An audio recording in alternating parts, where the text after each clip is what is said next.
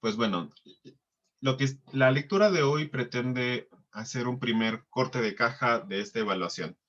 Estamos evaluando cómo está funcionando la economía, estamos haciendo un análisis de coyuntura en esta pandemia, todo el 2020, primeros 2, ya casi 3 meses del 2021, en donde estamos analizando las proyecciones que hay de crecimiento, bueno, hemos tocado un poquito la situación fiscal, la situación del presupuesto, la cuestión de los salarios, la cuestión del empleo, el empleo a nivel global en América Latina y justamente algunas interpretaciones que hace el Fondo Monetario Internacional, OIT, principalmente sobre la recuperación económica. Sobre estos elementos, pues bueno, se me hizo pertinente hacer un primer corte de caja antes de pasar a otras visiones sobre esta evaluación que se tiene, ¿no?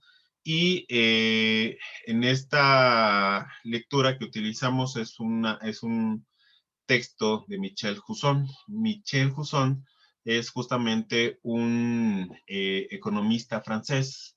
Tiene este espacio, se llama Hussonet.free.francia, bueno, FR.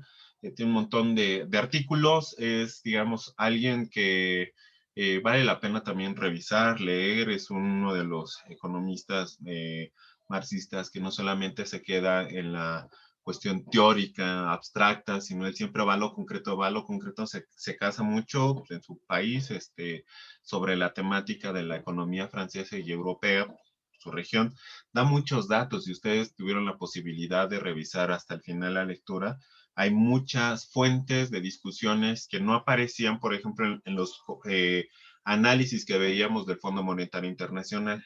Entonces, este es el espacio donde principalmente comparte material en español y justo la lectura que apareció fue la que aparece aquí. No sé si alcanzan a ver la página.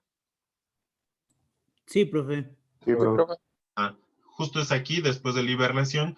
Es una traducción muy mala, muy mala. Si ustedes la revisaron, se saltaba pum, pum, pum. Y algunos cuadros yo pensé, bueno, yo me fui al texto original porque si se percataron, las gráficas no tenían pies ni cabeza en la presentación. Y pues bueno, ya fui, bueno, me decidí echarle un lente al texto original. Aquí está.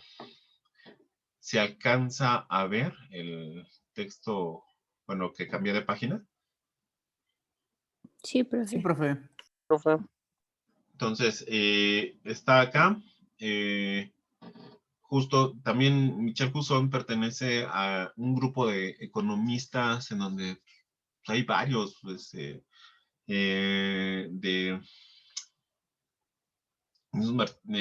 no solamente marxistas, sino heterodoxos. Estos, no me acuerdo bien ahorita, es ATAC, que es un conjunto de economistas que piden la condonación de la deuda, sobre todo a los países en desarrollo, ¿no?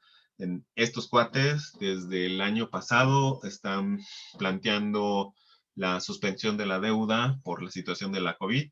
Él plantea también esta discusión. Tiene un impacto, sí tiene un impacto político, es un grupo de pensamiento crítico fuerte, no nada más están grupos o economistas marxistas, sino también están economistas heterodoxos, ¿no? Entonces, es bueno meternos a ver qué otros economistas están trabajando, no solamente en México, sino en América Latina, porque pues, sí hay mucha y distintas versiones o vertientes. Bueno, si alguna de ustedes habrá alcanzado a revisar el texto. Sí, profe, yo sí pude leerlo. Pues bueno, si quieren, damos esta posibilidad y ya de participar para empezar la discusión en torno a este texto. Entonces está Ricardo, después Luis Arturo. Bueno, a mí el texto me parece bastante interesante a comparación de los otros dos que estábamos leyendo. Este es como un poquito más resolutivo porque los otros son como de perspectivas. y empieza a como aportar, si bien no soluciones, más bien como consecuencias directas. A mí uno de los puntos que más me llamó la atención es el papel del aumento de la masa monetaria con respecto a la bolsa, que es lo que está pasando, ¿no? Y lo vemos, por ejemplo, con el S&P 500, que está infladísimo el índice. Y ese es un reflejo muy claro de cuál es la política monetaria que se está llevando, no solo en Estados Unidos, sino en todo el mundo. Por aquí hice una anotación también, permítame. Sí, sí, Ricardo. También justo lo que usted mencionaba, la parte de la deuda, pues sí, cancelar la deuda. Creo que es un tema, me parece, ¿cómo decirlo? Muy controversial, pero no es una postura ilógica. Es controversial porque obviamente, pues si me deben, pues cómo voy a dejar que no me paguen, ¿no? Pero obviamente, pues mis deudores, si no tienen para pagarme, digo, el planteamiento se vuelve interesante, ¿no? En el momento que ellos puedan empezar a producir de nuevo, que yo les pueda dar ese momento para que ellos puedan volver a producir, pues me van a volver a pagar, ¿no? Pero eso va a ser tardado. Eso no es un proceso lineal, ¿no? Retomo su comentario, ¿no? Tenemos la idea de que cuando la crisis es como meter este balón y que cuando salga, pues todo se va a recuperar de golpe, ¿no? Y la historia y las crisis recientes nos han demostrado que pues no es así, ¿no? O sea, que salir de la crisis cada vez se hace más difícil y más complejo, ¿no? Y también tengo, aquí está permítame.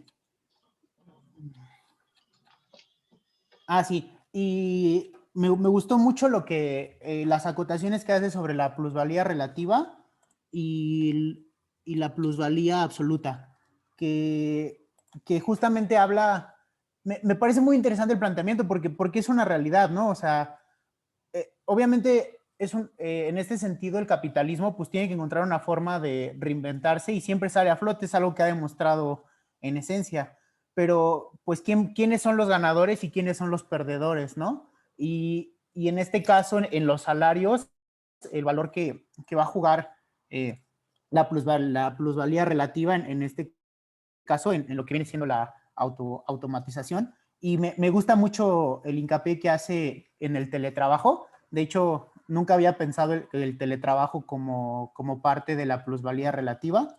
Y también la otra visión que da sobre la plusvalía absoluta, ¿no? Que tiene que ver con la disminución de los salarios. O sea, uno diría, ay, no, ¿cómo crees, no? O sea, repito, son afirmaciones muy contundentes, pero realmente con planteamientos muy interesantes que por cómo está la situación actual económica no son descabellados y al revés, creo que deben estar muy en la mesa para el debate. Y ya. Gracias, Ricardo. Luis, Arturo. Sí, profe, buenas noches. Pues bueno, o sea, creo que mi compañero tocó muy buenos puntos y sobre todo a mí, algo que me llamó mucho la atención de la lectura que menciona el autor es sobre cómo se le está dando preferencia al recorte de impuestos sobre las empresas, pero no a un aspecto del sistema de seguridad social francés, ¿no? Que es donde no hay medidas que garanticen pues el bienestar de un grupo muy vulnerable, como puede ser la gente que no tiene empleo actualmente y la que ya no tenía inclusive empleo antes de la pandemia, ¿no? O la que durante el proceso fue perdiendo el empleo. Y esto es una cuestión que yo, pues indagando un poquito más sobre el sistema francés en cuanto a la seguridad social, pues garantizan ellos un seguro al desempleo, pero solo a residentes. Y ahora hay que remontar que esa zona, sobre todo donde se concentra Francia, que es como una zona occidental de Europa es donde hay más migración, sobre todo africana, ¿no? Y es una cuestión que está pegando muchísimo en Europa, que hay mucha migración, pues, ilegal, pero también es gente que no encuentra trabajo y que no encuentra, pues, una posición laboral, ¿no? Y que eso también empieza a generar, pues, trabajos. Bueno, digo, esto ya fue una investigación aparte que yo había encontrado, que empieza a generar como el detrimento de los salarios, porque hay gente que está dispuesta, pues, a recibir cualquier tipo de, pues, trabajo, pues, por algo de comer, ¿no? Y creo que es algo que el Estado francés no ha estado contemplando, ¿no? Que pueden dar seguridad social a, pues, a a residentes, pero también se desplaza mucho a esa masa migrante. Y es algo, y es un fenómeno que está sucediendo a nivel global, pero específicamente en Europa. Y bueno, tocó esa parte de la lectura y se me hizo muy interesante que, que no se está garantizando ni siquiera, pues, a los residentes. Digo, ahorita ya existe ese seguro, pero no hay como más iniciativa a apoyar a estos grupos vulnerables que ya existían, de desempleados. Entonces, creo que pues se debe reflexionar mucho como qué está sucediendo y qué puede pasar porque pues esta masa va a ir creciendo y sobre todo con la pandemia es posible que va a ir creciendo y tiene que nivelarse, pues a qué se está apostando, ¿no? Porque el capital está apostando a que las empresas puedan pues subsistir, pero a trabajos con la recuperación de horas, que es lo que también mencionaba el autor, con mayores horas y pues el detrimento de los salarios, que no es algo fácil, que es algo que ya había mencionado mi compañero, pero bueno, o sea, creo que es una lectura que abre mucho este debate que pues queda mucho a reflexionar.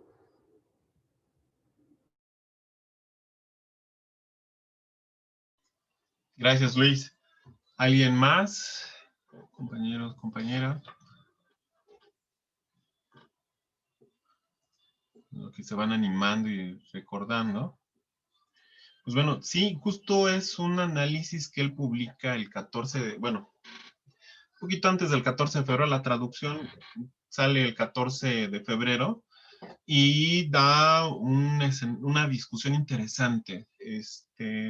Yo llamo la atención a que consideremos esta forma de evaluar la economía desde una perspectiva muy desde la crítica de la economía política, pero basada en la información que también existe en otros países. ¿Qué dice a grandes rasgos? La crisis del COVID es una gigantesca deflagración cuyos efectos serán duraderos. O sea, no va a ser la economía a nivel global no va a ser la misma después de la pandemia por esta situación. O sea, que vamos a analizar en el curso, que es la profundización de la crisis del 2008, que ya venía de una situación muy particular, acumulación de deuda, acumulación de sobreproducción, deterioro de las condiciones de trabajo, deterioro de los empleos, deterioro de la calidad de vida en general de la población. Entonces, todo esto no se erradica, al contrario, se profundiza en algunos países, si no es que en la mayoría. Y llegamos a la crisis del 2020, pero además se suma la pandemia, ¿no? Entonces, sin duda, no va a ser igual. Se podría sacar la conclusión optimista de que la crisis marcará el comienzo de días mejores. Esta aseveración no solamente va a ser de este economista marxista Michel Husson, sino también está en el discurso de Davos, ¿no? Que hemos dicho, todavía no llegamos a él, pero ya en esta semana vamos a ver algunos artículos que salió de la cumbre de Davos, en donde ellos plantean una especie de reseteo, hablan de un reseteo de la economía, no le está diciendo un economista marxista, lo están diciendo los intelectuales de la burguesía del capitalismo contemporáneo. ¿Qué pasa el año pasado? Es muy interesante la analogía que va a decir por qué la hibernación. Tal podría haber sido el título de esta contribución, el homenaje a Philippe Tick, se centra en la cuestión del empleo, que concentra las cuestiones sociales del próximo periodo, ¿sí? Hay que comenzar por medir esta crisis y sus devastadores efectos sobre el empleo. ¿Qué es lo que se va a centrar principalmente este texto, no?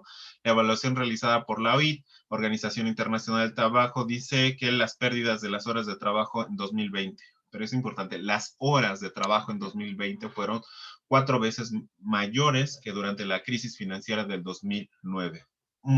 Pero entonces, ¿por qué los indicadores, si bien están siendo muy a la baja, equiparables a la crisis del 2009, ¿por qué no vemos esa situación de 4 veces mayores que durante la crisis financiera mundial del 2009?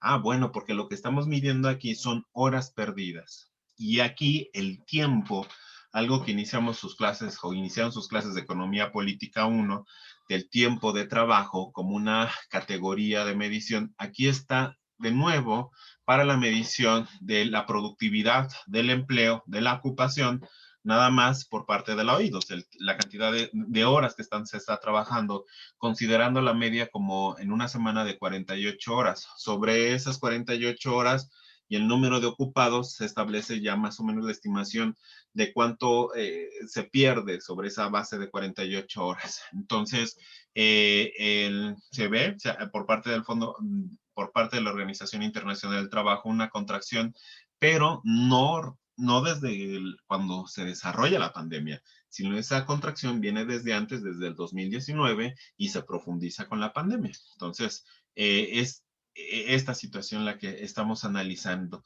Esta gráfica, que insisto, cuando fui a ver la original, le faltaba, es un error ahí que se le pasó, habla acerca del porcentaje de pérdidas de hora que va del 0 al 27%. Del total, qué porcentaje que oscila entre el 0 y el 27% de horas perdidas se han perdido en todo el mundo. Y entonces, evidentemente, los que están más cerca a cero son los que prácticamente no han perdido horas de trabajo, y los que están más cercanos a un rojo mucho más intenso son los que han llegado al 27% de pérdida de las horas trabajadas. Entonces, vemos que justamente todo el mundo se pinta de un color rosita a casi rojo, que habla que una pérdida considerable en cada uno de los países a nivel global, ¿no? La mayoría de los países han perdido horas de trabajo, los llama la atención Sudamérica, que ha perdido, Centroamérica y Sudamérica, que han perdido casi cerca del 27% en horas de trabajo, más o menos Francia, bueno, más o menos ahí en Europa, quien menos es pues, Sudáfrica, se pinta con tonos más claros, un rojo más claro. Entonces, esa es la situación que existe en el mundo, que finalmente en 2020 hay una pérdida de horas de trabajo en todos. Que si esas horas de trabajo realmente fuera gente contratada, pues estaríamos hablando que el número de desempleo es mucho más alto. Algo muy importante también a señalar acá, que esta forma de estar analizando o la forma en que se implementó después de la crisis, muchos pensaron de que entraron los heterodoxos de peapa, una parte y otra, o sea, la heterodoxia entró en unos elementos que eran irremediables por parte de la teoría neoclásica, pero también otros se quedó la teoría neoclásica. ¿En qué sentido? Los mercados de trabajo empezaron a funcionar después de la crisis del 2008 bajo esta lógica de emplear a la mayor cantidad de gente con horarios mucho más pequeños y salarios en esa proporción. Entonces, ¿qué pasa? En términos de la media de un salario mínimo, se dan por decreto los incrementos, pues no hay bronca, todo se asimila, en términos jurídicos todo se asimila, pero el problema es que la cantidad de tiempo de la gente está siendo cada vez menor. Este tipo de trabajos eventuales, intermitentes, parciales, que habíamos visto también de plataformas, de repartidores, la uberización del mercado de trabajo o del tipo de empleo, ha hecho que justamente la ocupación sea parcial, no sea de tiempo completo. Y eso ya veníamos hablando. Por ejemplo, la situación de los profesores a nivel general, medio superior y superiores, sin duda, mayoría, somos empleos parciales, ¿no? Por hora, y por contratación semestral, ¿no? Entonces, no es algo nuevo, pero que sí se ha intensificado en la última década. Entonces, ¿qué pasa con el desempleo? Entonces, cuando se ve esta situación, pues se puede decir, pues no hay desempleo, el desempleo no ha crecido. Pero cuando lo vemos en términos de las horas que se han dejado de trabajar, vemos que el tiempo de horas versus si le hacemos una regla de 3 y lo contemplamos o lo consideramos como el número de empleos, sí ese empleo relativo hubiera sido mayor, ¿sí? Entonces, ¿a qué nos referimos? Nosotros recordamos el enfoque ortodoxo de los mercados de trabajo, es justamente generar una ocupación plena en función ya sea de la reducción de los salarios, ¿no? Finalmente el mercado de trabajo se va a equilibrar con la cantidad pertinente bajo el precio de la fuerza de trabajo que va a ser el equilibrio, pero aquí regresa, es algo interesante en donde la teoría del valor de Marx y los clásicos, Ricardo y Smith, pues resurge y otra vez pues se pone de frente en la realidad, porque finalmente no es la cuestión de la ocupación, pues ya no es bajo el número de empleos o sobre los salarios, sino aquí es sobre las horas, ¿no? Hay una mayor ocupación de trabajadores, pero estos trabajadores trabajan menos. Así se está nivelando en este momento el, eh, el mercado de trabajo bajo un enfoque ortodoxo, ¿sí? ¿Cuál es el problema? Pues el mismo de siempre, que ha criticado la crítica a la economía política, como también los keynesianos, ¿no? Pues con ese empleo parcial y su ingreso ad hoc a esa parcialidad del tiempo, que está bajando cada vez más, pues diles que consuman. ¿Y qué te van a decir esos hogares con esos ingresos de trabajadores parciales con horarios reducidos? Pues no nos alcanza, ¿sí? La caída de la demanda agregada a nivel global es inminente, ¿sí? Entonces, seguimos hablando sobre esta situación. Dice, esta pérdida de horas de trabajo se distribuye aproximadamente por igual entre la distribución del empleo, mantenimiento del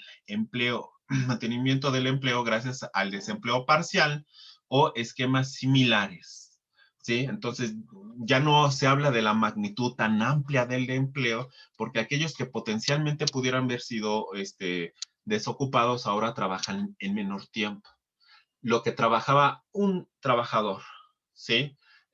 Ya lo trabajan tres, esa jornada ya la trabajan tres trabajadores por lo menos, si me explico. ¿Qué quiere decir? Pues bueno, antes la dinámica del sistema económico de valorización de MD' hacía que necesitaba tres trabajadores de 48 horas cada uno a la semana o hasta más. Y ahora dice, bueno, pues no estoy acumulando, no estoy creciendo, el sistema en su conjunto dice, no estoy creciendo, entonces ahora solamente necesito uno de 48, pero esas 48 horas divididas en dos o en tres o hasta cuatro trabajadores. Es a lo que se refiere en este momento los datos de la OIT y el análisis que está haciendo Michel Husson. ¿Cómo se ve acá? Dice, parte de las hojas de trabajo en 2020, estamos viendo esta contracción, parte del empleo, 14 millones de horas, que es equivale al 50% de las partes totales de las horas trabajadas. De estas, el 33 millones de horas son pérdidas por el desempleo y el 81 millones de las pérdidas de estas 114 millones de horas son por la inactividad, por la contracción, por los empleos parciales que se están teniendo en ese momento. Entonces, vemos entonces que hay más pérdidas de horas por la contracción y por el incremento del empleo parcial que por la pérdida de los trabajos mismos. Dice más adelante Michel Husson, el balance de la zona euro es similar y nos encontramos con la misma observación de una caída significativa de las horas trabajadas que solo conduce a un aumento moderado del desempleo. Es importante, o sea, es moderado el desempleo, pero a costa del incremento del empleo parcial. Justamente, bueno, dice Cuatepozzo Cárdenas, dice justamente Slim le apostaba a ese tipo de reducción de horas laborales y por eso las críticas que recibió, aunque él afirmaba que sería lo mejor para la clase trabajadora.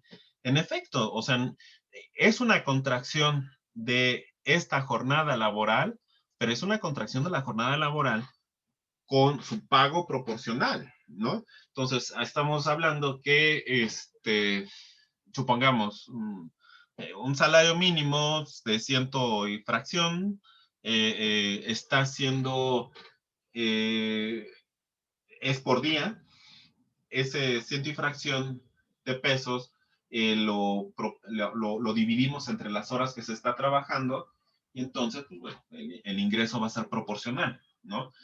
Legalmente te estoy pagando el salario mínimo o no te estoy pagando menos del salario mínimo. Ah, pero por el hecho de que estoy trabajando en horas parciales y menos horas, lo que yo como trabajador estoy juntando es menos. ¿Sí me explico? Entonces, en términos reales, sí hay una reducción de la ocupación en horas y también de los ingresos.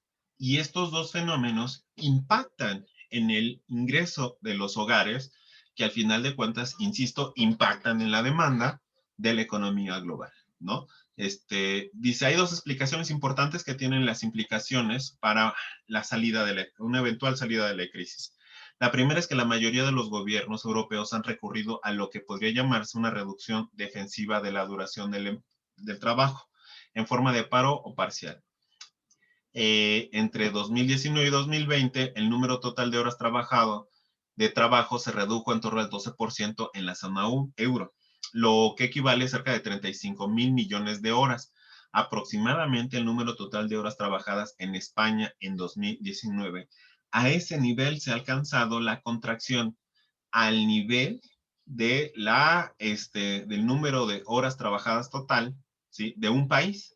O sea, toda la contracción de las 35,000 millones de horas es equivalente a las horas totales trabajadas en España en 2019. Sin embargo, al mismo tiempo, el empleo solo cayó en 5 millones, alrededor de 3%. ¿Sí me explico? La discusión que está metiendo Jusón es, el empleo está peor del que percibimos.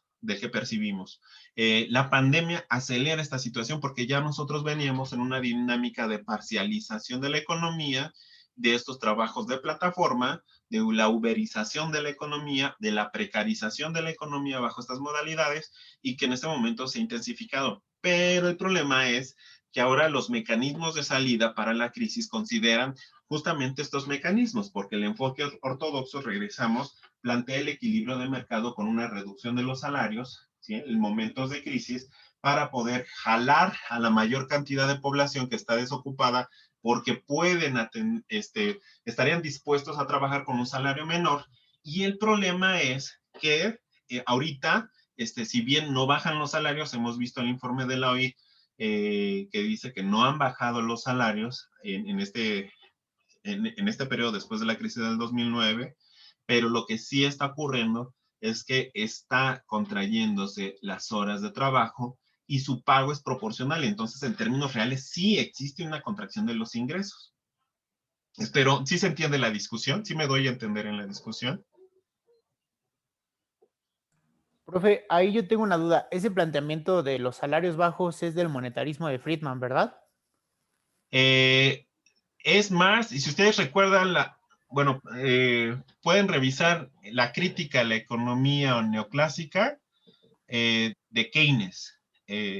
Está más este principio en cómo funcionaba la economía clásica, neoclásica, ¿cómo se llama? De la tercera década, bueno, de principios del siglo XX, y que fue reciclada justamente por Friedman.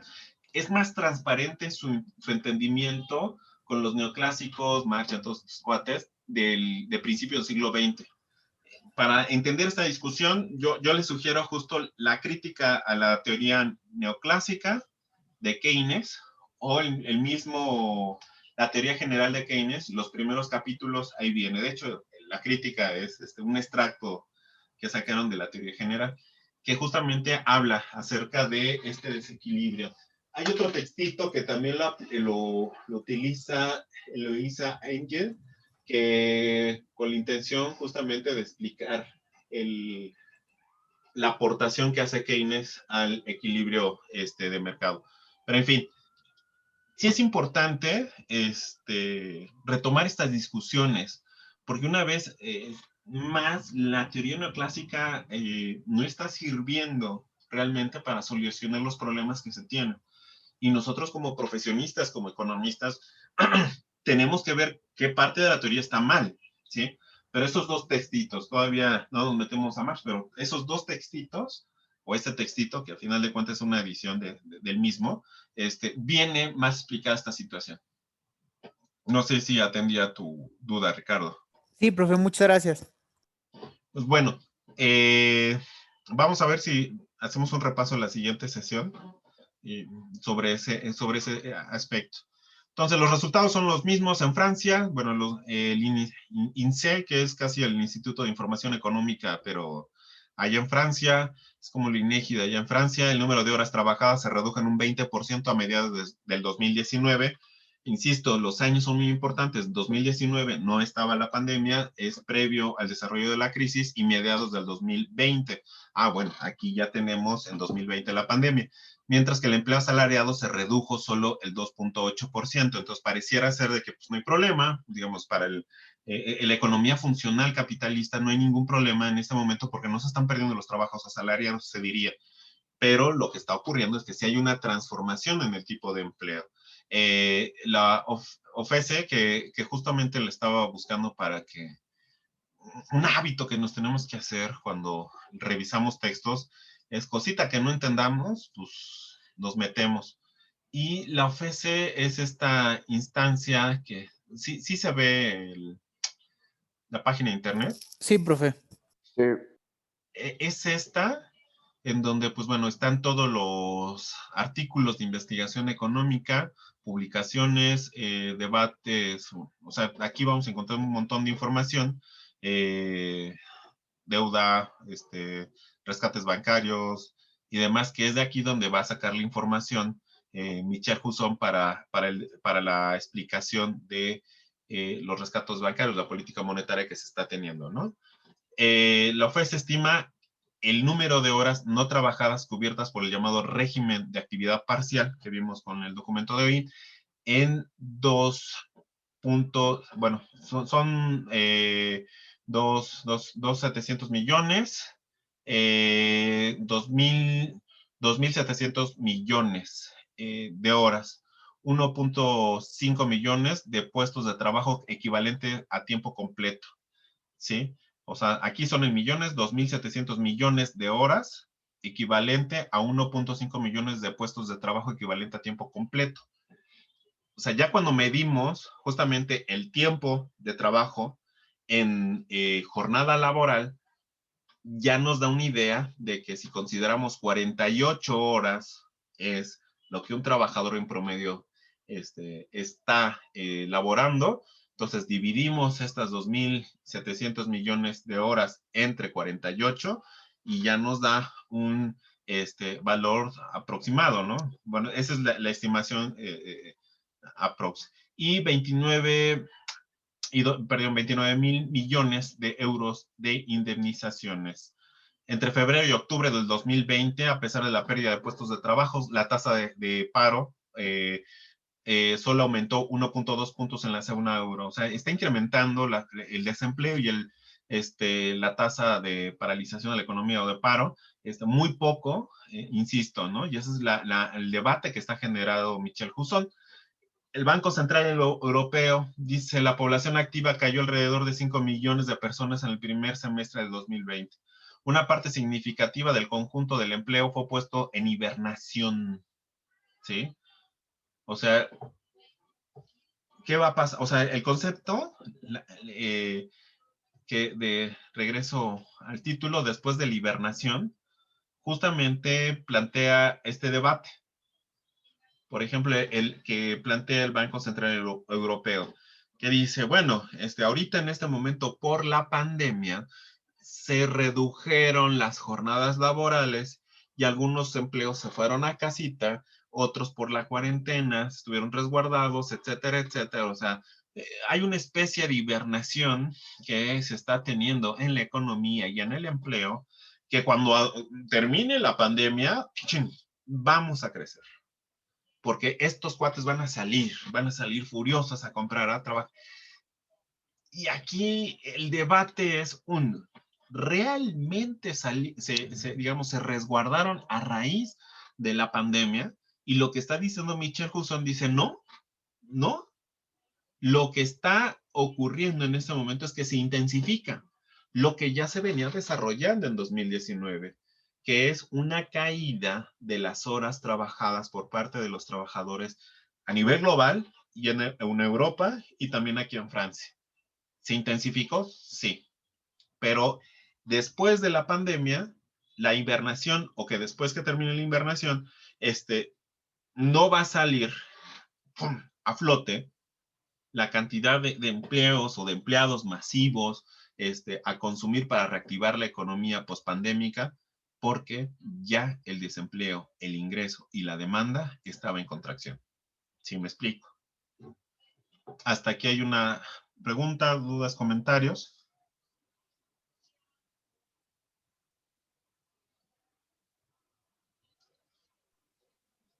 No, profesor, de momento no. No, ninguna. Y bueno, y justamente, pues bueno, ya terminando, una parte significativa del conjunto de empleo fue puesto en hibernación con jornada reducida o se situó en ella, retirándose del mercado de trabajo. Esta imagen de la hibernación tomada en el último informe de Conseil de la productividad, bueno, no, está en francés, es adecuada porque plantea la pregunta correcta, la de su despertar. ¿Sí? Entonces, ¿cómo va a ser el despertar después de esta hibernación? Entonces, no hay una sólida respuesta. O sea, aquí en México se plantea un análisis equiparable. Por ejemplo, la población que no salió de vacaciones o que realmente sí se está resguardando, la gente que está de ingresos medios, que está en home office, algunos profesionistas que están resguardados en casa y demás, que sí han asimilado las medidas de esta cuarentena. Algunos preguntan realmente la suma de estos, que evidentemente no gastaron si tenían la costumbre de gastar al año cierta cantidad de dinero para vacacionar, para gastar y demás. La pregunta es, cuando termine la pandemia, ¿va a haber una euforia del consumo? No queda claro, ¿no? ¿Por qué? Porque la cantidad de pérdidas de empleos, pérdidas de ingreso es mucho mayor que la cantidad de gente que ha paralizado su consumo, ¿no? Si bien hay fotos en donde se abren las tiendas departamentales y hay filas para entrar a Meniso, a las tiendas Zara y cosas por el estilo, no da lo suficiente, no es tan masivo, no es así conforme la cantidad de personas que se necesita la economía para que pueda salir a flote. Perspectivas sombrías, dice, a pesar de la hipótesis moderadamente optimista sobre el levantamiento gradual de las limitaciones sanitarias, las perspectivas aún siguen siendo sombrías. Según la Comisión Europea, el desempleo en la zona euro aumentará en 1.9 millones. No, si recordamos el dato anterior de los empleos perdidos a partir de la parcialización y la reducción de las horas trabajadas, no da para componer esto. Después de 1.3 en 2020, con el número de parados de cerca de 16 millones, y a pesar de una recuperación de crecimiento estimada en el 4%. Bueno, y además sabemos que sí y solo sí el proceso de inmunización y también el acceso a las vacunas, la producción de abastecimiento y producción de las vacunas lo permite. Entonces, más adelante dice la implicación entre la crisis sanitaria y el ciclo económico, que es algo que se tiene que reflexionar. Cusón llama la atención porque finalmente llega la pandemia y pareciera ser de que la crisis la desata la COVID, y no que la crisis está primero y que llega la COVID en medio de la crisis. Y eso es lo que tenemos que reflexionar como economistas, si no estaremos perdidos. Dice, la implicación entre crisis sanitaria y ciclo económico es una de las características inéditas de esta crisis que habíamos subrayado en una contribución anterior. E ilustramos en el gráfico que se produce en la continuación. Bueno, ahí planteé un gráfico para comparar justamente las previsiones de la economía, pero también aquí les falló en los gráficos, no sé por qué, aquí también en la página está igual, entonces ya pero bueno, las proyecciones nosotros habíamos planteado, finalmente las proyecciones de crecimiento económico se estimaban 4% a nivel global, más o menos. Los países emergentes van a crecer un poquito más, los países en economías avanzadas van a crecer, sí, 4 puntos y fracción por ciento, pero para el 2022 van a contraerse este crecimiento. Entonces, en esta situación profunda incertidumbre en la que los parámetros de la crisis sanitaria están mal controlados, la burguesía y sus instituciones se enfrentan a un dilema esencial. cuál será la combinación óptima entre medidas para salvaguardar el sistema y la vuelta al funcionamiento normal. O sea, ¿cuál es el punto intermedio? Este dilema gira en torno a dos cuestiones fundamentales: la gestión de la deuda y la restauración de la tasa de ganancia. Tasa de ganancia, esta última va a ser el tema central de nuestro curso de Economía Política 4. Primera parte, tasa de ganancia, después crisis y después capital comercial. Pero justo nosotros vemos que la gestión de la deuda COVID, ya habíamos visto el monitor fiscal, el Fondo Monetario Internacional hace un llamado de atención en donde la deuda a nivel mundial asciende al 98% del Producto Interno Bruto y que en algunos países, sobre todo en Europa, se estaba incrementando. México y en los países emergentes la deuda es menor, estamos hablando de aproximadamente una media del 60% del Producto Interno Bruto, pero los países, algunos como el G7, algunos como Francia, algunos como Estados Unidos, rebasan, oscilan arriba del 100% del Producto Interno Bruto. Chin. Entonces, tienen arrastrando, y cabe mencionar, que tenían arrastrando una deuda que había hecho más intensiva la crisis del 2008, sobre todo en los países de la Unión Europea, Francia, Italia, Grecia, España, entre otros países, en donde justamente su nivel de deuda les había cobrado muchísimo la factura para la recuperación económica. El problema es que no pudieron salir o reducir esa deuda hacia 2020, ¿no? Que estalla la otra crisis. Entonces, tienes el problema de rescate, este elemento también de que anteriormente entraba el prestamista de última instancia. Ese es un fenómeno muy importante. ¿Qué era esto? Chin, deuda que se generaba, los gobiernos la consumían y justamente socializaban esta deuda, la podían pagar con gasto público. ¿Qué pasa después de más de 10 años después de la crisis del 2009? Pues bueno, los gobiernos compraron, adquirieron esa deuda, la hicieron social esa deuda, ¿y qué crees? Pues antes de terminar de solucionar los problemas de la deuda, está la crisis y la pandemia, que te obliga a gastar más en la cuestión sanitaria y de salud.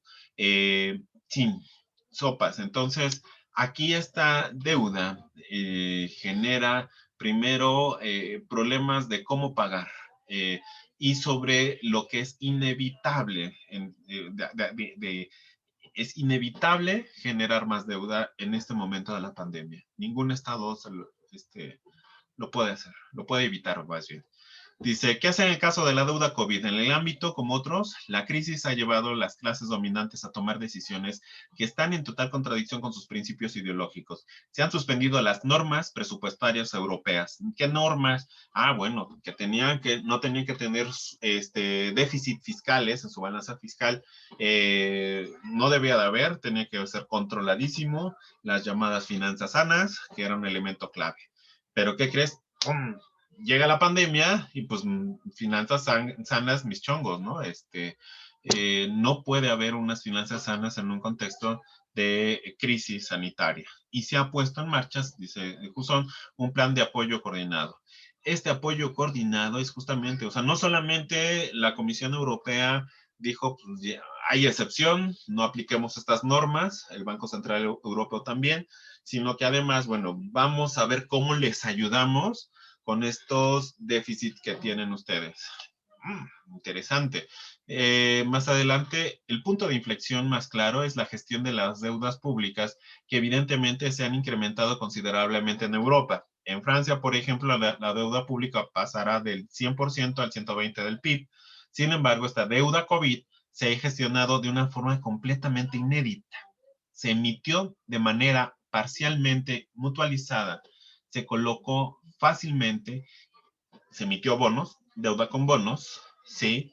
Y luego el banco volvió a comprarla, ¿sí? El Banco Central Europeo a recomprarla en su mayor parte.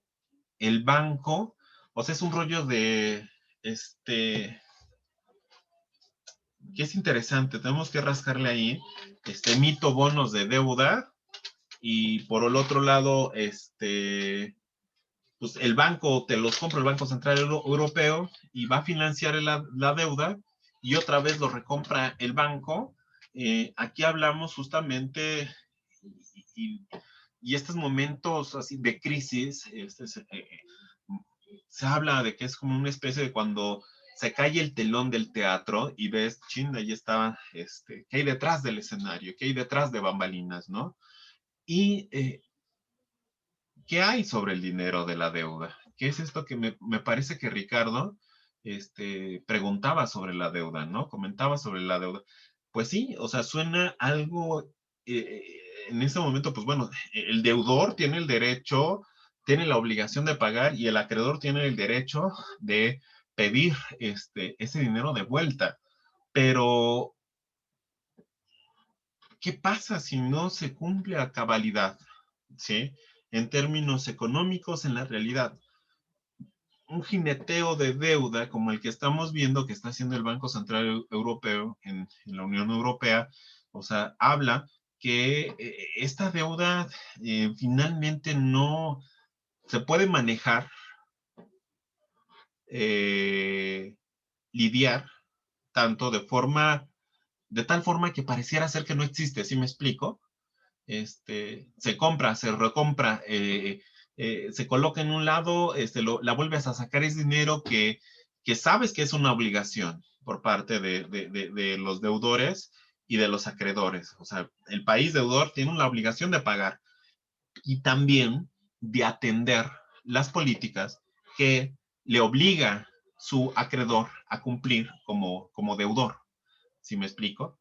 Y es aquí en donde es una discusión argumentada incluso también Michel Husson junto con esta organización ATTAC y muchos otros, de que más bien es eso, o sea, que podría en términos reales desaparecer la deuda sin tener complicaciones económicas en lo más mínimo, pero lo que más se pierde es que los acreedores ya no tienen control sobre sus deudores, un control político económico para condicionarlos en la aplicación de políticas y demás. ¿Sí me explico?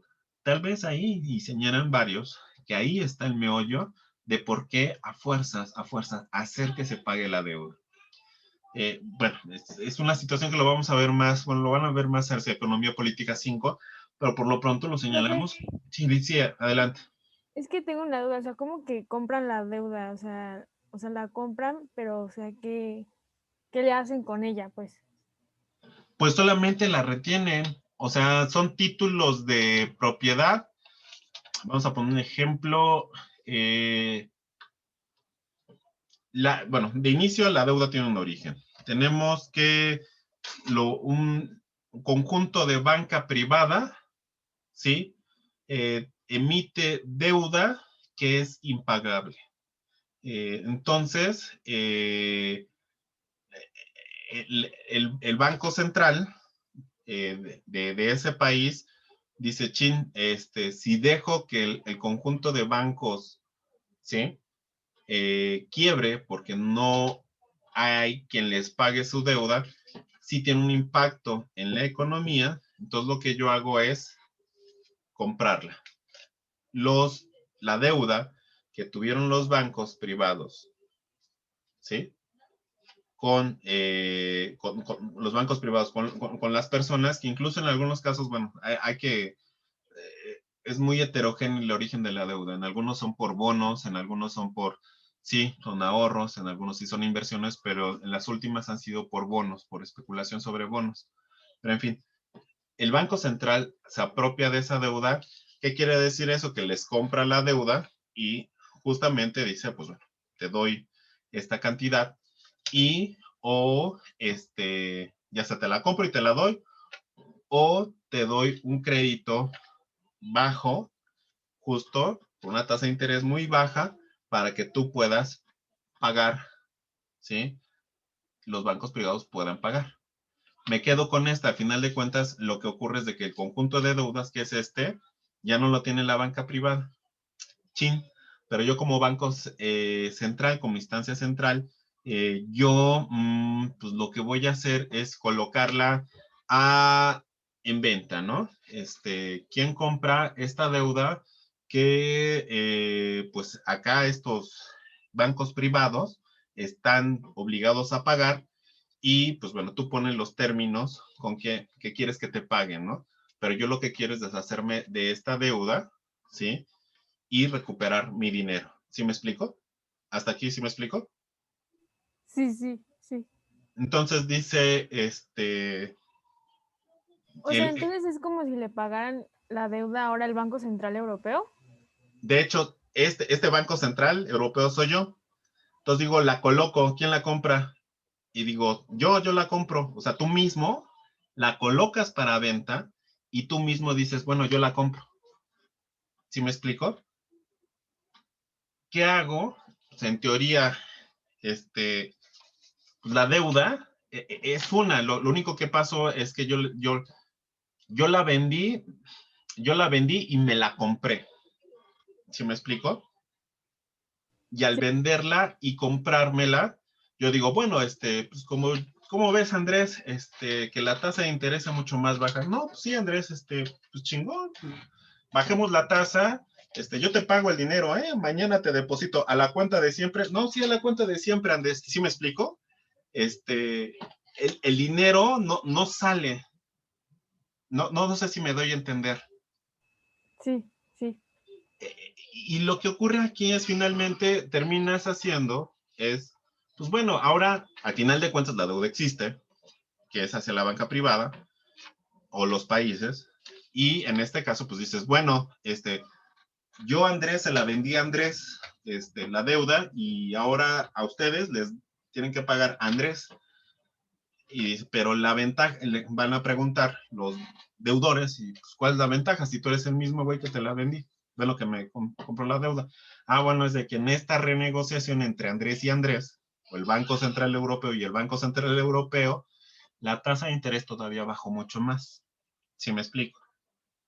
Lo que se pretende hacer es finalmente plantear un término contractual en donde la deuda pueda tener una especie de plazos más largos para poder pagar, tasas de interés un poquito más relajadas para poder pagar, y que ya no caiga una presión hacia los deudores, ¿sí? En tener que pagarle inmediatamente. ¿Sí me explico? Sí, sí. Y la pregunta es, ¿por qué no se ejecuta lo mismo hacia los países subdesarrollados? Porque en ese juego no juegan los países subdesarrollados como México, en donde no se ha pedido ningún crédito hasta este momento y resulta ser de que nuestra deuda se está incrementando al 60% en concepto de interés. Que ese es otro de los argumentos que plantea este grupo también de ATAC y de economistas, ¿no? De por qué no que sea parejo a todos los países, no nada más son los de la Unión Europea y los del G7, sino al resto también, los países emergentes. ¿Sí me explico? Ah, Profe, yo sí. tengo una duda. Sí, Este hecho de como autocomprarse la deuda es como el mecanismo para hacer oficial el hecho de bajar la tasa de interés. sobre esa deuda sí, sobre la deuda que tienen en particular. Sobre ya el concepto de tasa de interés, pues ya implica mucho más entidades. No solamente, aquí será una relación bilateral acreedor-deudor. Ah, Profe, ok. pero por ejemplo Gracias. aquí en México, o sea, nosotros por ejemplo, creo que le debemos al FMI, ¿no? O sea, en algún porcentaje. O sea, entonces es lo que dice, o sea, lo que está diciendo de que por qué, por ejemplo, el Fondo Monetario Internacional no hace lo mismo. Más o menos, sí, sí, sí. Aquí la deuda es con el Banco Central Europeo para los países de la Unión Europea. Y ahí ellos están protegiendo. Digamos, podríamos decir que al menos está sirviendo un poco esta Unión Europea. Digo un poco porque en la crisis del 2009 el Banco Central se puso muy, muy férreo con los bueno, con aquellos países que le debían y tenían moratoria. Grecia fue un caso importante, ¿no? Pero ahora se está viendo muy relajado esta situación, ¿no? Pero también, bueno, tiene que ver el peso de países. Grecia no es Francia, o sea, en términos de peso económico, en términos de que pues, Francia es una de las potencias del G7, Grecia pues, no, es un país de ingresos medios dentro de la Unión Europea. Entonces también tiene que ver el peso que se tienen en cada uno de estos países. Profe, pero ahí, pues obviamente los acreedores no se ven beneficiados de eso, ¿no? O sea, porque de cierta manera su deuda, pues se alarga, no sé, o sea, no entiendo, o sea, porque a fin de cuentas, pues sí, o sea, entiendo la parte de que es relajarla, ¿no? O sea, relajar la deuda para que pueda haber plazos más largos para pagarla, pero pues los acreedores, pues no sé, o sea, van a decir, ah, sí está bien o cómo. Pues lo que tú dices es cierto, o sea, hasta ahorita no hay una aprobación de condonación de deuda, ¿no? De perdonar la deuda y que ahorita no. Justo es lo que se está evaluando. Bueno, metiendo a discusión y algunos tal vez evaluando. Pero lo que sí ocurre que al momento de esta compra por sí mismo permite esta relajación. ¿Qué ocurre? Las deudas tienen plazos sobre pagos, periodos de pago y justamente tienen vencimientos. Entonces lo que está ocurriendo es de que en este periodo de vencimiento de esos plazos, como le pasó a Grecia en ese momento, me parece que 2012 o 2010, ni me acuerdo, ahí llegó el periodo y ahí estaba el Banco Central Europeo, acatas, ¿quieres más tiempo? Acata estas medidas. Y fue privatizaciones, fue reformas económicas, fue todo. Lo mismo que ocurrió en toda América Latina en la década de los 80s y 90s con los programas de ajuste y reestructuración de deuda. Aquí lo que está ocurriendo es justamente, es decir, chin, les voy a dar chance. Y por eso Michel Husson dice, es algo inédito. O sea el Banco Central Europeo está jugando el tío Lolo, como se decía antes, porque se está vendiendo, comprando la deuda, pero con esa finalidad de poder relajarla, que los plazos sean mucho más amplios, que se puedan reestructurar y en este contexto de la pandemia. Pero también importante señalar que no es, o sea, ¿a quién les está beneficiando? Pues bueno, les está beneficiando España, Francia, Italia y Alemania. O sea, salvo España, con la excepción de España, Francia, Italia y Alemania, países de G7, economías grandes, vaya, es a los que les está beneficiando. Entonces, todavía no hay esa posibilidad de condonación de deuda, pero sí, esta relajación que tú dices, Ricardo, es la que se está ejecutando.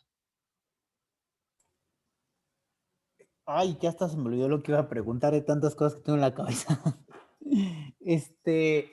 Pero, o sea, lo que entiendo es que anteriormente se ocupaban instituciones como el Fondo Monetario Internacional para hacer una mediación y una reestructuración de la deuda, como pasó en Latinoamérica. Pero, bueno, a mí lo que me llama la atención es ¿por qué no volverlo a hacer de esa manera? O sea, ¿por qué no otra vez hacer estas reestructuraciones de deuda y obviamente pues alinear a los países a ciertas normas o reglas? ¿Por qué no puede funcionar ahorita o por qué no lo están haciendo?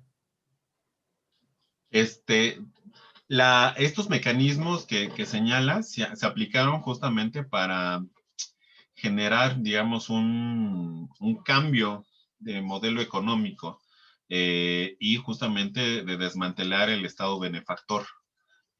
Por eso ahorita no es así. O sea, todas las políticas son en todo el mundo, las políticas de ajustes son justamente para implementar o fueron para implementar las políticas del consenso de Washington.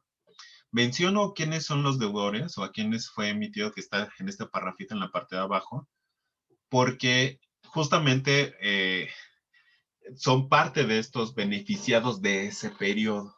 Ahora los que fueron beneficiados de ese periodo, ahora piden y llaman auxilio piden auxilio a una instancia que es el Banco Central Europeo, que bueno, tiene la ventaja para ellos, que es el banco regional central constituido en estos países y en estos capitales. ¿Cómo le están haciendo o cuando en este tipo de reestructuración de deuda, sí lo están haciendo? ¿De qué forma? Pues dice acá abajito, todos aquellos tipos de interés son bajos, muy bajos, o incluso negativos, ¿sí? Como el caso de Japón, con mínimas diferencias entre los distintos países. Una vez más, hay que felicitarse por este abandono de dogmas. Qué bueno que aquí la crítica de Husson es muy leve, ¿no? Aquí más bien, pues porque estos países son centros económicos y no son periferias, o son desarrollados y no son subdesarrollados, ¿no? ¿Qué hubiera pasado? Pues México pide un reajuste de deuda, pues no, pues el Fondo Monetario le va a decir, sí, Chuchita, pues reforma eléctrica y échame para atrás la reforma eléctrica, la que implementaste ahorita, López. ¿Sí me explico? Sí, porque, o sea, el Fondo Monetario Internacional pide sus condiciones, ¿no? O sea, de que sí te presto, pero, o sea, tú tienes que hacer esto y esto en tu país, ¿no? O sea, no es así como que te den chance o sean buenos, ¿no? Sí, de hecho, todo el mecanismo de crecimiento económico y acumulación en países como Alemania es al amparo del Fondo, del Banco Central Europeo y de la Comisión Europea, que aplicaron mecanismos de crisis ajuste. Ahí Javier Arrizabalo Montoro, un economista marxista español, él habla justamente de cómo fue la generación de dependencia en Europa, en la Unión Europea, y es bajo este nuevo patrón que se dice, está en una crisis y después viene programas de ajuste. Te presto dinero, pero aplicas el programa de ajuste y esos programas de ajuste son reformas laborales, intensifican o flexibilizan la explotación del trabajo, acuerdos comerciales beneficiosos para algunos países, etcétera, etcétera. Y estos mecanismos de crisis ajuste, en este momento, que es la regla, no le están aplicando, es lo que celebra Michel Husson, dice, oigan, pues, está bien por abandonar estos mecanismos, ¿no? Nosotros preguntaríamos, ya viéndolo del otro lado del charco, ¿y lo aplicarán en los países subdesarrollados? Y ojalá, ¿no? Al menos ya tenemos este referente de que así como lo aplicaron en nuestros países, pues es viable para que se aplique a los países subdesarrollados o de las economías emergentes. ¿Sí me explico? Pues bueno, yo creo que aquí le paramos para que echemos en la siguiente sesión. Les envío